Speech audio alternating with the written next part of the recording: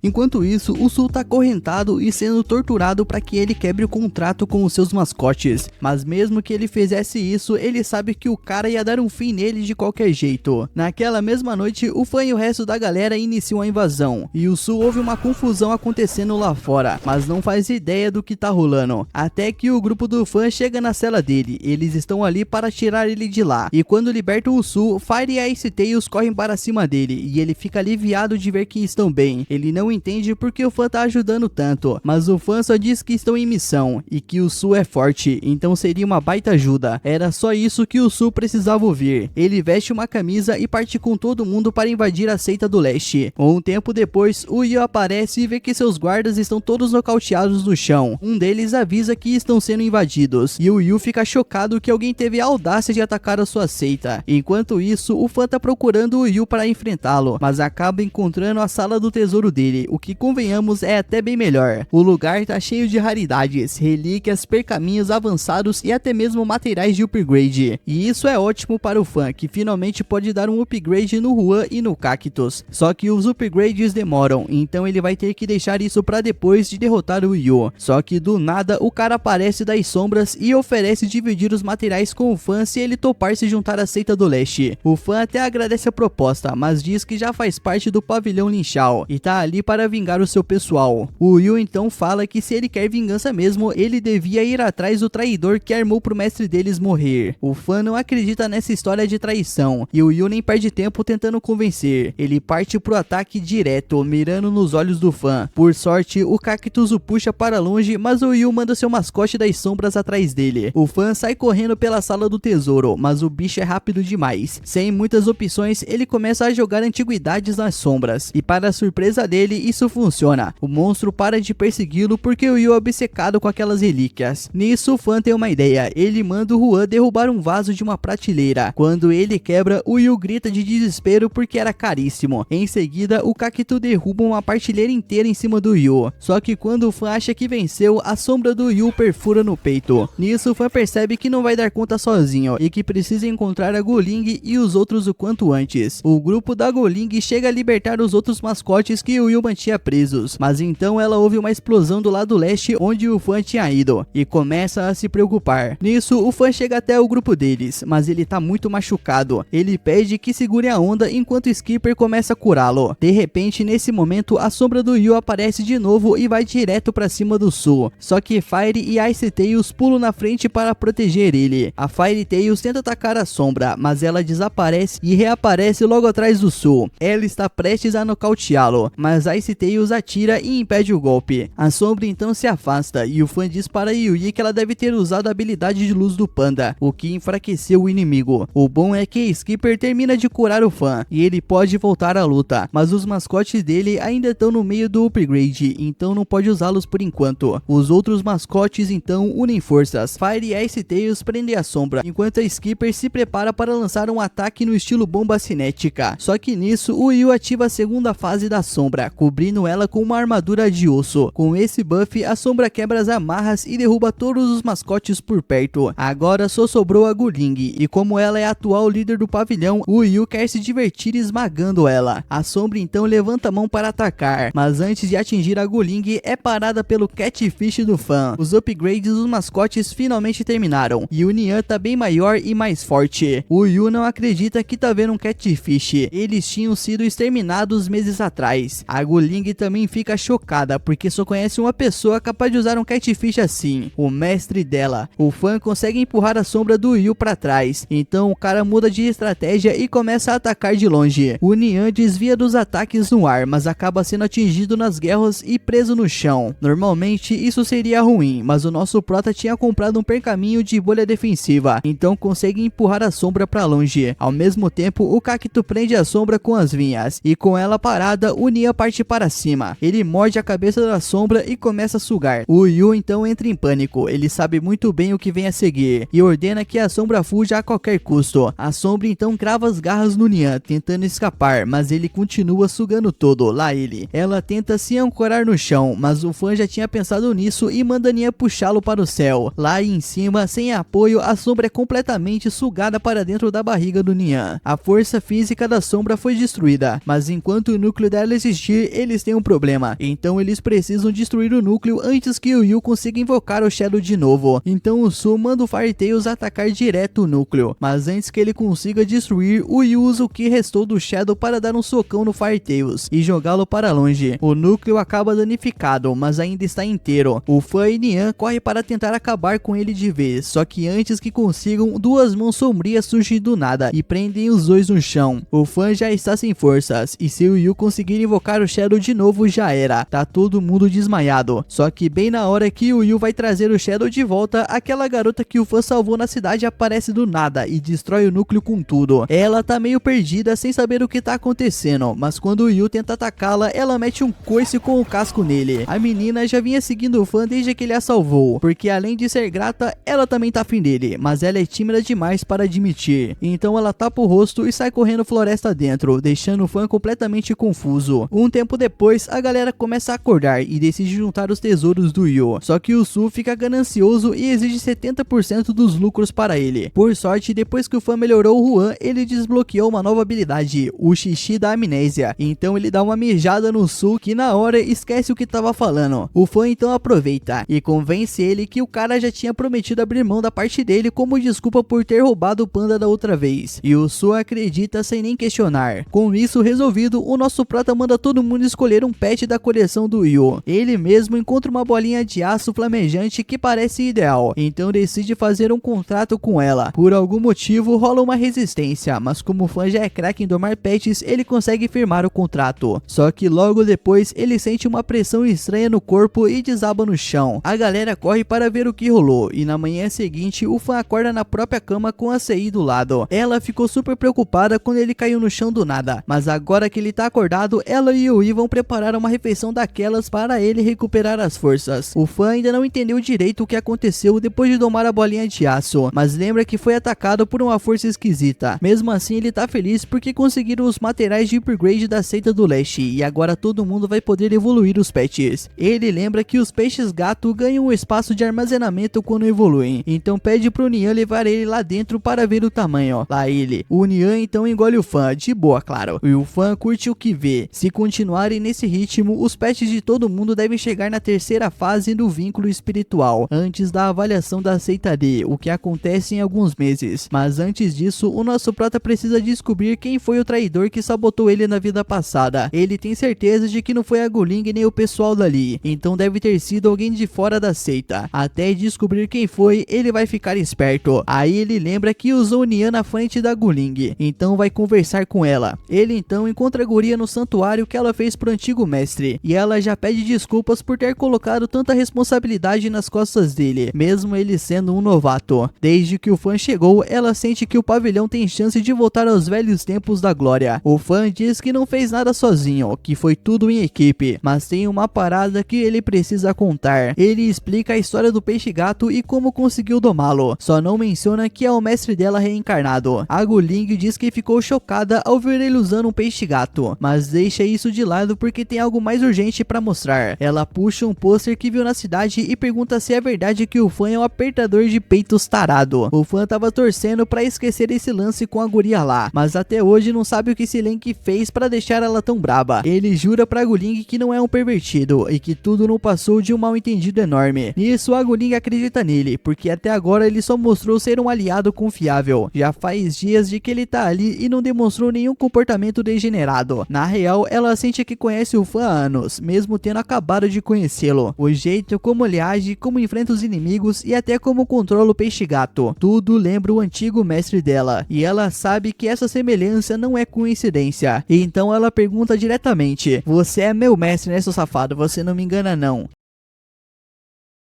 Os dois safados estão escutando a conversa lá fora, mas eles só pegaram a parte que dizem que o nosso prota pode ser um cara que gosta muito de respeito. Então eles ficam ali esperando para ver no que vai dar. Enquanto isso, o fã tá na dúvida se conta ou não a verdade para Guling. Ele ainda não descobriu quem é o traidor, então revelar a sua identidade agora seria perigoso. No fim das contas, ele decide manter segredo e tenta convencer a Guling de que ele não é o mestre dela. Nisso, ele segura ela pelos ombros e solta: "Eu sou aquele cara." E assim que Yui e Sai ouvem isso, eles invadem o quarto e amarram o fã por um comportamento suspeito. E ele só pensa que gostaria de não ter destruído a sua imagem desse jeito, mas pelo menos assim o seu segredo está a salvo e ele pode continuar investigando. De qualquer forma, o foco agora é o torneio de promoção da classe D. Eles precisam subir o nível da seita, então mãos à obra. Alguns dias depois, finalmente chega a hora do torneio. O grupo vai viajar montando em porcos. Ela pede desculpas por não conseguir um transporte melhor, mas o orçamento da galera tá apertado, então foi o máximo que deu para arranjar. Depois de se ajeitarem, eles seguem viagem, todos meio nervosos porque se prepararam muito para esse momento. Todas as facções planárias vão se reunir na ilha da competição. No meio do caminho, o fã percebe que alguém tá seguindo eles, mas descobre que é só aquela garota ovelha de antes. Ela tem espionado o fã há um tempo, mas toda vez que a Guling tenta falar com ela, a garota fica vermelha e foge. A Guling acha que ela só é muito tímida, então não se preocupa. Nisso, quando finalmente chegam ao centro dos exames, eles ficam surpresos com a multidão. No caminho até o balcão de registro, os outros participantes começam a zoar com eles, o que deixa a Gang Shi bem irritada, mas a Guling pede para ignorar. Ao chegarem no balcão, a Guling fica feliz ao ver que o examinador é um velho amigo, o mestre Li. Ele também fica animado de vê-la, mas antes de se registrar, a Guling pergunta por que tem tanta gente esse ano. A Li explica que com o declínio do pavilhão Lin Shao, várias facções criminosas roubaram seus recursos e conseguiram se qualificar para o exame. Essas facções ainda tiram sarro do pavilhão por ter sido um alvo fácil, mas Li manda todo mundo calar a boca. Ele avisa a Guling que por mais que deteste isso, há só 8 vagas disponíveis, e se o pavilhão dela quiser entrar no torneio, vai ter que brigar por uma delas. As facções então caem na risada, achando que o pavilhão da Guling não tem chance nenhuma, ainda mais com ela de líder. Mas aí o fã entra na frente dela e pergunta se ela se lembra dos nomes das facções que roubaram o pavilhão, e a Guling responde que foi a Gong Fu, a Quang Sha, a Sheng Gang e a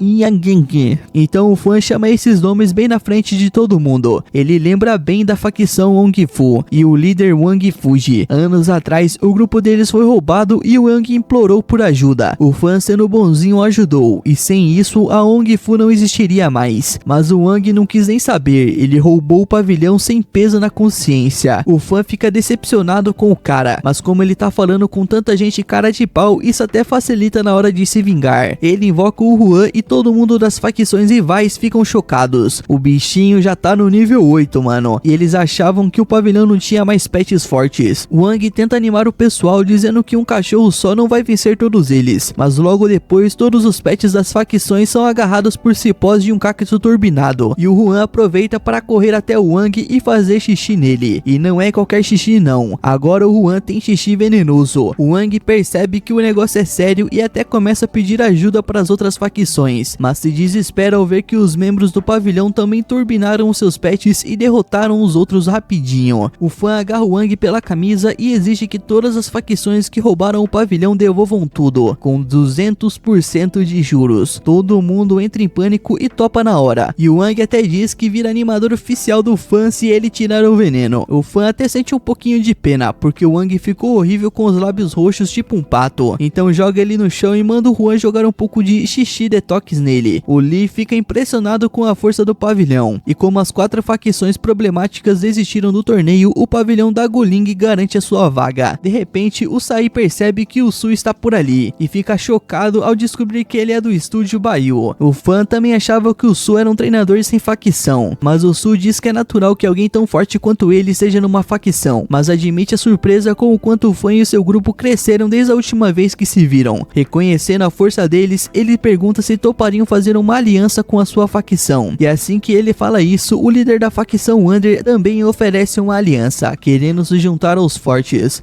mas o Su recusa na hora, dizendo que a facção do cara é fraca demais, e isso irrita o líder, mas o fã prefere ficar de fora dessa treta para não arrumar confusão antes do torneio. Logo depois, a mestra do estúdio Baiyu manda o Su calar a boca, e ele obedece na hora, ele não quer levar bronca da velha. O fã então acha curioso que a mestra seja uma senhora, mas sente que ela é forte, então sabe que não pode subestimá-la. Nisso, todos os participantes são então informados de que é hora de seguir para a ilha do torneio. Logo, todos são avisados que devem seguir para os seus respectivos cafins, e em um piscar de olhos, um cafim aterrissa bem na frente dos membros do pavilhão. Nisso, a Yui entra em pânico, afinal ela nunca teve que montar num bicho tão grande antes, mas o resto do pessoal parece lidar bem com isso. Assim que eles chegam na ilha, eles são recebidos por outra examinadora chamada Lou, que fica surpresa ao ver o pavilhão por lá. O Lee explica que eles vão participar do torneio esse ano e que a Guling agora é nova mestre do pavilhão. A Lou corre até ela dizendo que é super fã do grupo. Ela lembra que o pavilhão cresceu rápido ao comando do mestre fã, que sempre vencia os seus adversários com habilidade impressionante. Pena que tudo desandou depois da morte dele, mas a Guling garante que estão ali para restaurar a glória do pavilhão, o que deixa a Lou feliz, e ela deseja boa sorte para todo mundo. O líder da facção Ongu não curte nada o favoritismo das examinadoras com o pavilhão, mas percebe que talvez seja melhor ficar do lado deles, já que parecem estar fortes. Nisso, um tempo depois, a Lu reúne todos e avisa que vai distribuir um item essencial para o torneio. Ela tira uns anéis de um dos seus pets e coloca um no pulso da Guling. Ela explica que aquilo é um novo tipo de pet criado pela liga, chamado Consonance. Com a pulseira conectada à cabeça do bicho, os examinadores conseguem monitorar os jogadores em tempo real. Ela também avisa das 3 regras do torneio: usar a pulseira o tempo todo, não cair na água ou será eliminado, e nunca atacar alguém que se rendeu. Quebrar qualquer uma dessas regras significa desclassificação automática. Com tudo esclarecido, é hora de todos irem para os seus pontos de partida. Enquanto isso, a família Bei está a caminho do centro dos exames. Ao chegar, Bei Tanu cumprimenta o Lord Lee. Tanu é supervisor da competição e pede desculpas pelo atraso. Ele também trouxe a sua irmã mais nova, Lin Su, que quis vir para observar o torneio. Lin Su ouve alguém mencionar o pavilhão Lin Shao e se lembra de que eles foram uma facção de classe B. Uma pena estarem recomeçando do zero. Lou, por outro lado, não confia muito na família Bei, já que corre o boato de que a morte do mestre Fan teve relação com eles, mas Tanu garante que os boatos são falsos. A sua família nunca faria algo tão desprezível como assassinar um mestre. Lou então se desculpa várias vezes pelo comentário, mas Tanu diz que entende de onde surgiu esse tipo de suspeita, já que na época do acidente, tanto Bei quanto Lin Shao eram facções de classe B e rivais diretos. Ele teve a chance de duelar com o mestre Fan antes da sua morte, e mesmo sendo da mesma idade, o Fan era tão forte que Tanu não teve nem chance. Ele tem um respeito enorme por Fan e lamenta profundamente o que aconteceu. Deixando isso de lado, o torneio está prestes a começar. A ilha começa então a se transformar transformar, revelando uma arena gigantesca. Todos os consonantes são ativados para acompanhar os participantes. Um consonante gordinho no topo da montanha cospe várias esferas brilhantes, espalhadas por toda a ilha. Lee explica que são 500 no total e que cada uma vale pontos. Quando 300 forem coletadas, a próxima fase do torneio será iniciada. Sai então acha isso fácil demais, que é só pegar umas bolinhas e pronto. Preocupado com a velocidade dos outros grupos, o fã propõe um plano. Já que são 500 esferas e só precisam de 300 para passar de fase, o grupo precisa pegar pelo menos 20 para garantir destaque. Cada um deve pegar 5 e todos se reencontram quando acabar essa parte da prova. Enquanto isso, o fã tá pegando esferas com o Juan e o Cacto, mas quando pega uma, um grupo próximo percebe a sua presença e ele se esconde. Enquanto isso, em outro canto, a Guling encontra uma esfera, mas assim que pega é atacada por outra seita, e pelo visto Downey é um dos membros.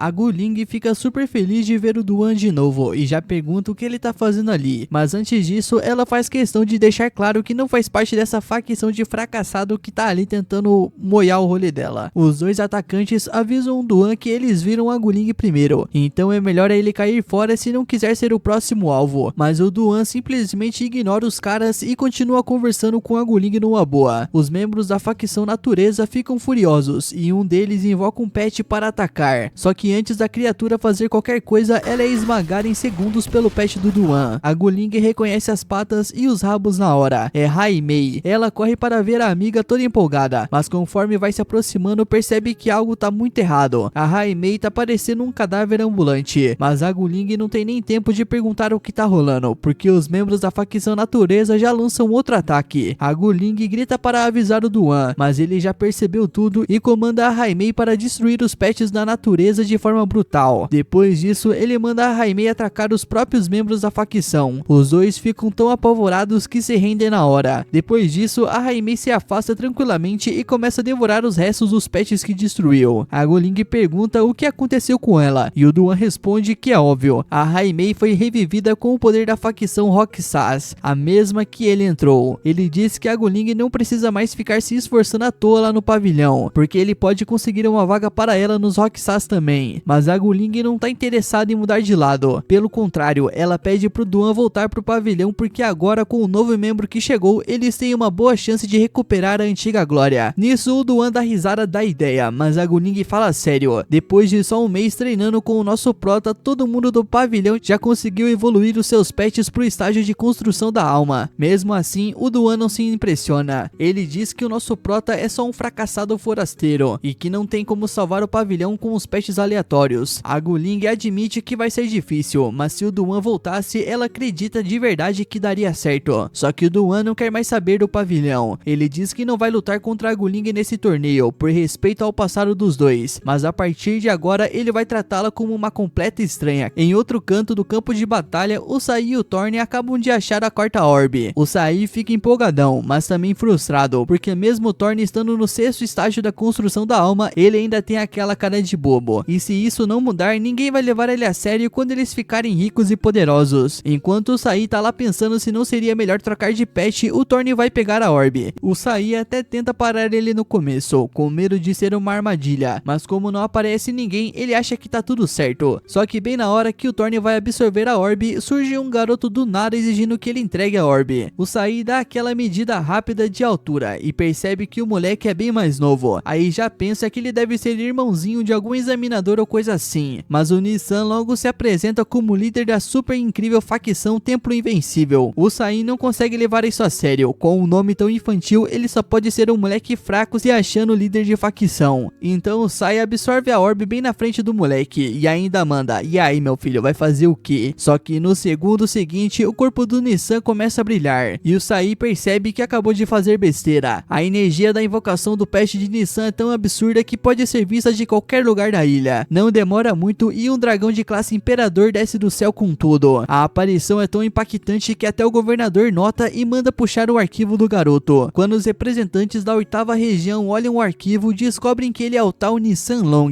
Eles até assinaram a ficha de participação dele, mas confessa que acharam que o nome do grupo era só uma piada, e também porque é muito raro uma criança conseguir cultivar. Então tecnicamente o reservatório espiritual de pets dele não deveria ser capaz de conter um pet de classe imperador. treinador. Mas aí o Tonu diz que existe um jeito de isso acontecer, é um procedimento chamado Spiritual Pet. Se um treinador for talentoso bastante, quando ele ainda é criança dá pra implantar um embrião de pet direto no reservatório espiritual dele. Isso cria um vínculo inquebrável entre o treinador e o pet, e o poder do bicho não fica limitado ao tamanho do reservatório espiritual do treinador. E agora o Sai vai ter que enfrentar ele. Na hora que vê o pet do Nissan, o Sai percebe que é um pet companheiro, e isso desperta vários traumas da infância dele. A família do Sai tentou fazer esse mesmo procedimento com ele quando ele era pequeno, mas como ele não tinha talento suficiente, o resultado foi um fracasso atrás do outro. Ele passou por experiências horríveis e dolorosas, foi chamado de inútil várias vezes e tratado como um fracassado total. Até o próprio pai virou as costas para ele. Agora o Sai tá frente a frente com tudo que ele queria ser e não conseguiu. É frustrante demais, mas ele jura que vai provar que ainda pode ser grande sem depender de um pet companheiro, e vai fazer isso derrotando o Nissan. O Nissan aceita o desafio e manda o dragão dele para cima do Sai. O Sai na hora agarra o Thorne e tenta pular para longe. Enquanto isso, lá na sala de controle, a Linsu pergunta para o irmão se essa competição ainda faz algum sentido, já que um pet classe imperador com certeza supera qualquer outro na ilha. Mas o Tonu explica que não é tão simples assim. Existe uma grande fraqueza nos pets companheiros. O crescimento deles depende diretamente da cultivação do treinador. E como o Nissan é só uma criança, ele provavelmente não tem controle total sobre o dragão. De volta à luta, parece que o Tonu acertou. O ataque do Nissan erra completamente e o dragão acaba se espatifando no chão. O Nissan fica irritado e começa a gritar com o Scale por ter errado um ataque tão fácil. Mas o Scale grita de volta dizendo que as ordens do Nissan são muito confusas. Então os dois começam a discutir de quem foi a culpa, completamente esquecendo que deviam estar lutando. O Sai aproveita a distração para tentar um ataque surpresa. Ele manda o Thorne encantar uma pedra, joga no ar e começa a lançar fragmentos de pedra em direção ao Nissan. O Nissan e o Scale param a briga na hora, e o Scale solta um ataque para destruir os espinhos antes que acertem o Nissan, mas no processo ele acaba acertando a ilha, o que deixa a tartaruga leão furiosa. Nisso o Sai usa essa confusão para se aproximar do Nissan por trás e está prestes a dar um soco, mas o Nissan tem uma carta na manga. Ele pede 5 pontos de força pro Scale e os olhos dele começam a brilhar. Do nada, o Nissan ganha uma força absurda e joga o Sai longe com só um golpe. O Sai não consegue entender como um treinador pode ter tanta força, e o Nissan fica se achando porque essa é uma das habilidades especiais do pet imperador que ele desbloqueou. Com isso, ele ficou até mais forte que o Thorne, então nada pode mais machucar ele agora. O Sai tenta acertar um soco mesmo assim, mas o Nissan segura a mão dele facinho e devolve com um golpe que manda o Sai voando. Mesmo assim, o Sai se recusa a desistir. Ele e o Thorne começam a atacar juntos tentando sobrecarregar o Nissan, mas não importa quantas vezes eles tentem, o Nissan continua forte demais. Nisso, o moleque começa a se perguntar por que o Sai simplesmente não desiste, já que não tem chance de vencer. Mas o Sai só tava ganhando tempo, porque percebeu que aquela técnica do Nissan deve ter tempo limitado. E assim que o Nissan perde o impulso, o Sai tenta de novo o ataque com o Thorne. Só que tem um detalhe, o Nissan pode reativar a técnica quantas vezes quiser. E foi isso que ele fez. Ele pediu mais 10 pontos de força pro Scale, e ficou tão forte que derrubou o Thorne com um único soco. E tava prestes a dar o golpe final no Sai, quando de repente alguém grita pra ele parar. Com a força daquele ataque, o Sai com certeza teria morrido. O Nissan reclama com o pai, dizendo que não é justo interromper nada, mas o pai dele lembra que o Nissan quase matou o menino, e além disso, a invocação do Scale teve uma animação de abertura, então provavelmente todo mundo na ilha já percebeu o que tá rolando. O Nissan então tenta se justificar dizendo que o Sai tava sendo muito irritante, então o pai dele vai até o Sai para tentar resolver na paz. Ele diz que o Sai já deve ter percebido a diferença absurda entre eles, e que não tem como vencer, então seria melhor se render logo. Ele até promete poupar a vida do Sai se ele desistir, mas o Sai percebe que o homem não quer realmente matar ninguém, então responde que prefere morrer a se render. O Nissan então começa a rir do próprio pai, dizendo que o Sai achou o blefe dele, e o pai fica tão sem saber o que fazer que simplesmente desiste e vai embora com o Nissan para procurar mais orbes. Ele pergunta quantas orbes o Nissan já conseguiu, e o menino mostra todo orgulhoso que tem uma. O pai dele então levanta a mão, e o Sai, traumatizado com os anos de abuso do próprio pai, acha que o moleque vai apanhar só por ter conseguido uma. Mas o pai do Nissan na verdade é um bom pai, ele só queria dar os parabéns pro filho pela conquista, e o moleque fica super feliz. Ver essa cena deixa o Sai triste triste e com inveja. O Nissan não tem só o poder que ele sempre quis, mas também tem um pai amoroso. O Thorne percebe que ele tá abalado e tenta animar ele. E o Sai, depois de refletir, percebe que ficar se lamentando não vai ajudar em nada. Ele se levanta e diz pro Nissan que um dia vai ficar forte o bastante para vencê-lo. E o moleque promete que vai dar uma revanche quando ele quiser.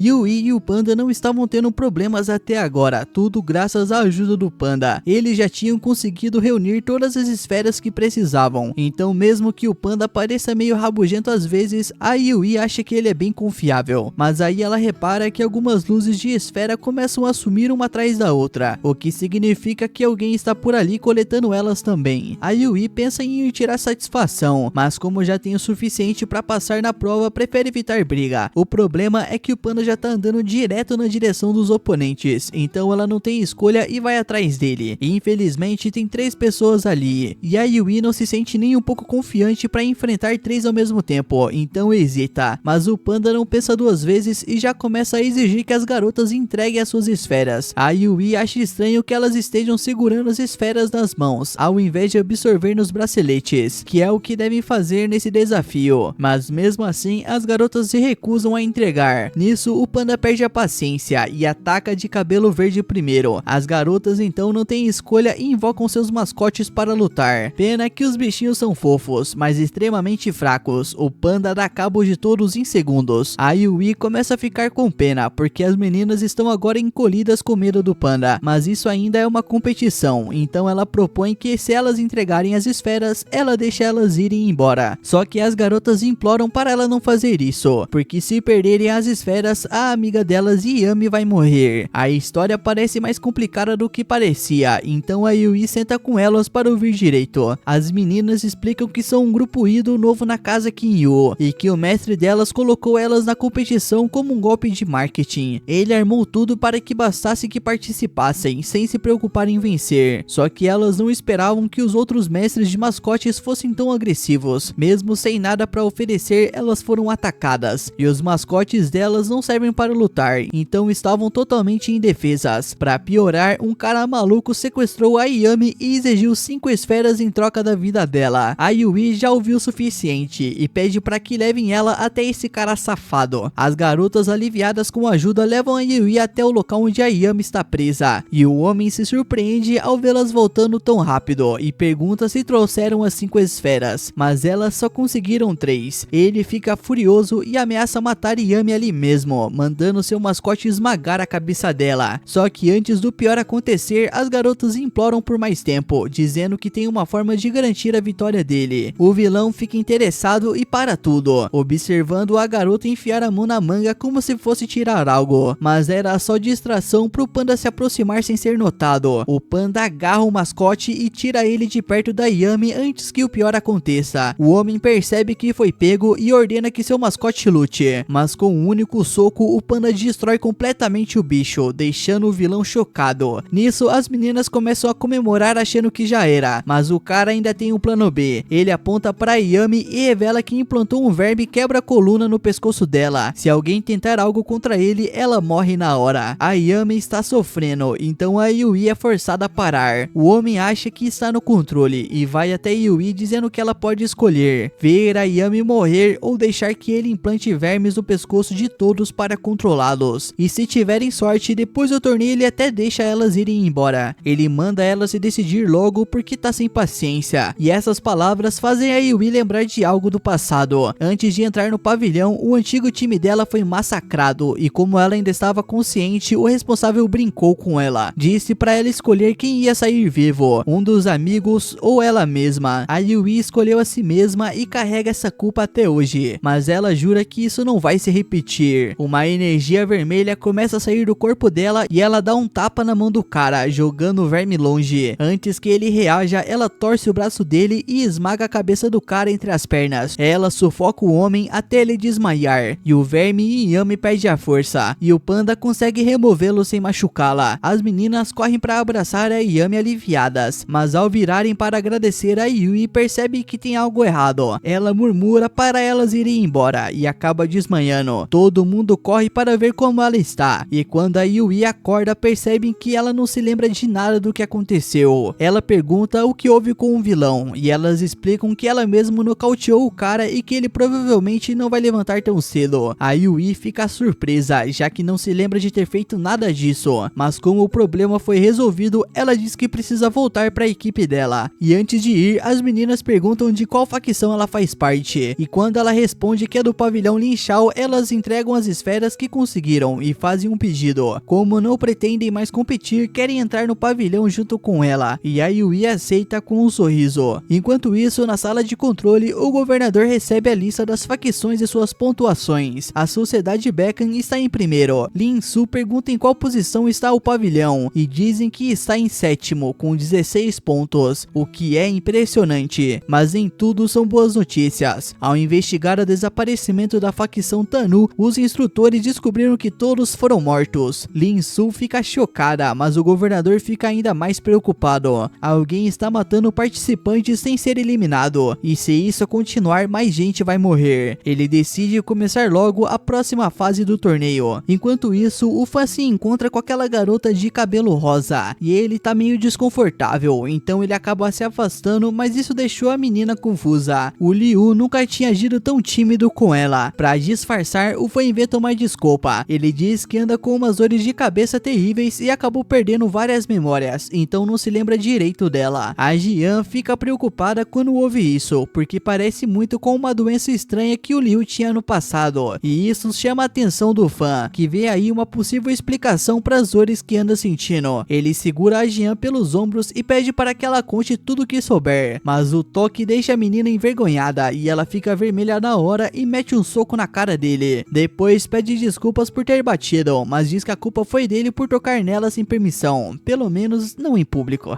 Nesse instante, a Jian nota um mascote se aproximando pelas costas, então o Fan se vira pronto para reagir, mas era só o Fairy Tails. O Su aparece feliz por ver o Fan de novo, mas logo o mestre do Su aparece no alto de um penhasco e pergunta se ele encontrou algum inimigo. O Su responde que não há motivo para briga, já que os que estão ali são seus amigos. O Fan, no entanto, acha estranho que toda a facção do Su esteja tão juntinha, já que isso é bem ineficiente. O Su admite que há vários motivos especiais para isso, mas prefere não explicar. De repente, o Su sente uma presença assustadora se aproximando. Ele sabe que coisa boa não é, mas já é tarde demais. Nissan da Sociedade Bekan está ali. O Su pede para sua mestra esperar e diz que ele mesmo vai conversar com o Ni. Então se vira com educação e tenta convencê-lo a não atacar. Explica que nessa fase do torneio não se ganha nada atacando outros jogadores. Não dá para roubar pontos e nem tem orbes por ali. Seria uma luta sem propósito. Essa argumentação faz sentido, e mesmo que Ni estivesse animado por uma briga, ele é razoável o bastante para aceitar. O Su então agradece e diz que eles vão dar um fora dali, mas justo nessa hora um anúncio interrompe tudo. A próxima fase do torneio vai começar, e agora dá para ganhar pontos roubando as pulseiras dos outros jogadores. Ou seja, Ni agora tem um motivo para lutar. Ele salta do penhasco e cai bem na frente do Fan e dos outros. O Fan se prepara para o combate, mas Jian e Su não querem brigar de jeito nenhum. O Su então agarra a mão do Fan e começa a puxá-lo para fugir. O Fan não entende por que fugir, e o Su explica: lutar contra Ni não vai trazer nada de bom, e sinceramente eles não têm chance. O Fan acha que com a facção toda do Su ali, eles poderiam vencê-lo, mas aí vem a bomba: a facção do Su não é real. Enquanto o Su e os outros fogem, Ni se volta para os membros da tal facção. Assim que ele os encara, dois caras se rendem na hora. Uma senhora ainda tenta se render, mas é atingida antes de terminar a frase e acaba com o braço quebrado. Ni fica indignado por eles se renderem sem sequer invocar os seus mascotes. Acha que estão tirando sarro da cara dele. Os três então imploram pela vida, dizendo que nem são verdadeiros treinadores de mascote. Enquanto isso, o Su explica aos outros que não tinha membros suficientes para entrar no torneio, então contratou 3 figurantes que achou na rua para fingirem que eram da facção dele. O Fan chama ele de um imbecil idiota bocó, colocou gente inocente em perigo. O Su reconhece que errou feio e torce para que os 3 consigam se render antes que o Ni faça algo pior. De volta à luta, o Ni já tomou as pulseiras dos 3 falsos membros, mas fica irritado ao ver que nenhum deles tinha pontos. Eles explicam que entregaram tudo ao Su, então ele está com todos os pontos. Eles imploram para para que o Neil os deixe em paz, mas ele tá tão irritado que decide matar a senhora mesmo assim. Na sala de controle, o governador diz que a ideia era filtrar quem realmente queria estar ali, mas não esperava que os participantes como o Neil usassem isso como desculpa para matar à vontade. E agora que acabou com a falsa facção do Sul, o Neil já escolheu o próximo alvo, o próprio Sul. E assim, meu mano, termina mais um episódio aqui. Eu espero que você tenha gostado e se gostou já sabe, né, mano? Deixa aí seu like e se inscreve se você não é inscrito. Tamo junto e lembre-se, o Drezinho Nimes ama você.